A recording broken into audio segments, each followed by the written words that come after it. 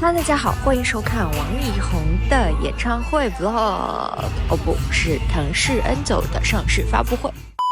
Hello， 大家好，今天呢，我們來到了騰勢 N9的閃衝版的上市發布會的現場。N9呢，這台車它原先的定位其實是要跟像理想的 L9、問界 M9，還有蔚來的 ES9去打一打的。那麼我覺得在9系旗艦當中，其實各家都有自己的特色，比如說 M9是科技旗艦 ，L9現在也是底盤做得非常好，然後 ES9呢，它又是主打商用的。我覺得整個騰勢 N9給我的感覺呢，更像是一個比較務實、比較經濟適用，同時性價比又非常高，但是該有的功能它都能做得非常好的一個老實型的這樣一個9系旗艦。那我们先来說一說這一次的改款有哪些的變化。首先最大的變化、最重要的就是它搭載了第2代的刀片電池，75度的第2代刀片電池，純電的續航可以達到420公里。與此同時呢，也是有閃充技術的，5分鐘充好，然後9分鐘充滿，也就是它能夠在續航層面上做到續航又長，充電又快。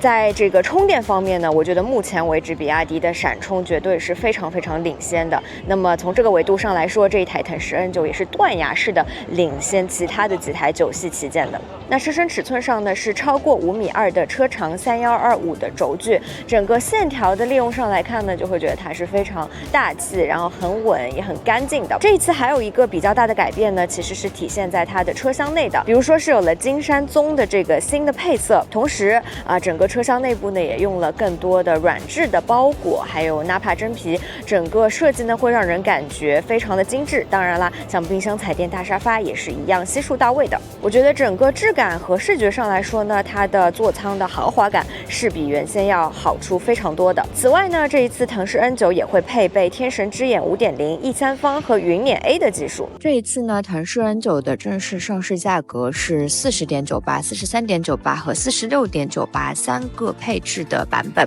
那閃充的尊榮型，也就是入門款呢，就是配備了第2代刀片電池以及閃充技術的，它的純電續航就給到了420公里。這個呢是全系都標配的，包括像天神之眼 5.0 的輔助駕駛系統，以及全新一代的 AI 智能座艙，還有雲輦 A， 這都是入門機型的，包括還有20陽的地瓦雷，還有納帕真皮的內飾。所以呢，其實入門款的配置就已經給得很頂了，這也是我覺得這台車非常有性價比的原因之一。那麼再往上一個版本呢，就會有智能電動門，然後揚聲器變成26陽的，包括呢也會有後排的17.3英寸的吸頂屏，2排的側窗遮陽簾，副駕以及2排的2個的零重力座椅。到了第3個配置版本，頂配呢就會更加的奢華，比如說它就有了澳洲長絨的羊毛腳墊啊，包括你也可以選裝流媒體外後視鏡，包括它也配備了像迎賓光毯啊等等，以及你可以選裝的這些配置就會更加的豐富。所以呢，整體而言呢，來看這一台 N9呢，我個人而言呢，會更加推薦家用的用戶來選擇入門款，因為